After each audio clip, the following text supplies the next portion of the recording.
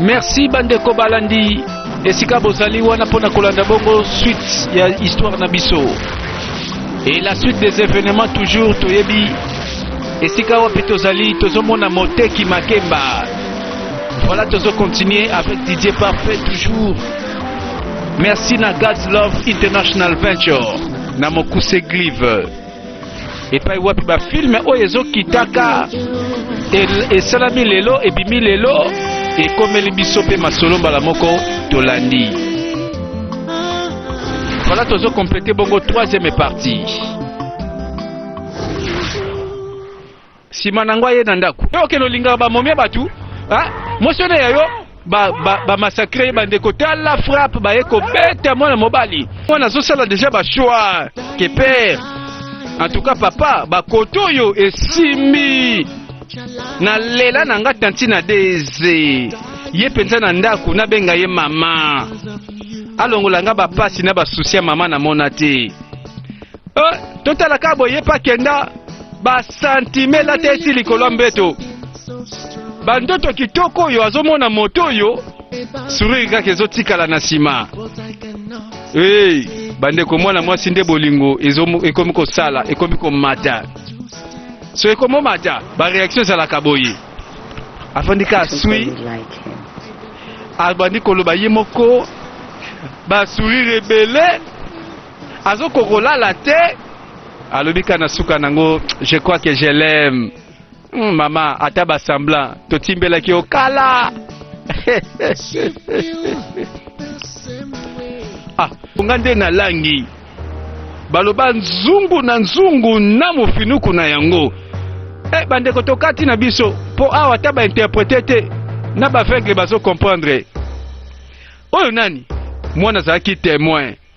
Ayebi ke oui, ngande yango yo. Esika Steve amoni ke no mwasi na ye fiancé na ye na lolemo ya mobali mosusu a changé bagu.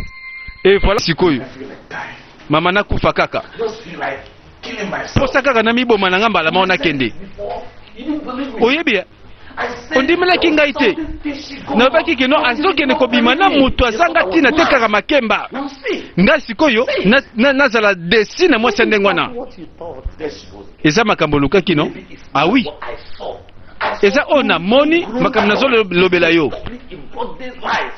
Bazo yambana mbunzu na mbunzu, mbebo na mbebo na moyi makasi. Biso moko ba témoin. Mina lobi. Ah Nzambe. Moto akofuta na makambo azosala. Nini susu?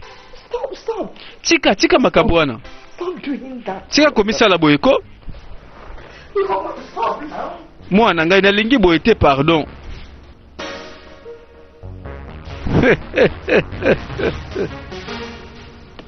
Ah, est-ce que si balova yo mobela kezo liboma po bolingo ezofanda susu te. Ah, moto akosuka, moto akofuta. Ayebi ngandambu. Ba zwa kesa muke. Mbalo toko bandela. Ako sentir ngai. Ako bunga mboka oyo. Oh, kanda tina supu na tolo. Oko futa na makambo sali. Ah.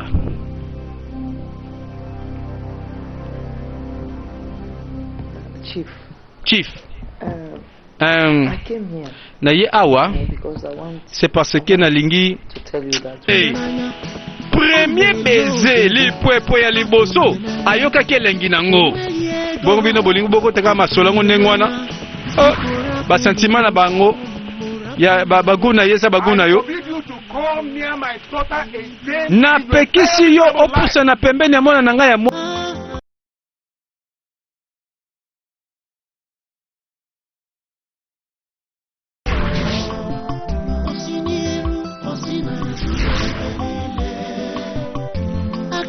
lisusu bandeko tobandi filme na biso suite fin ya masolo.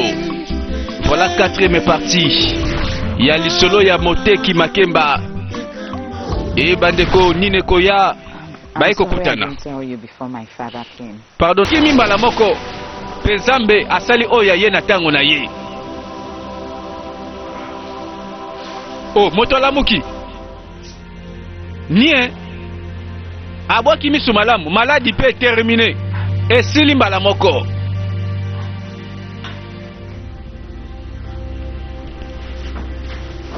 Bandeko bilembo yango yo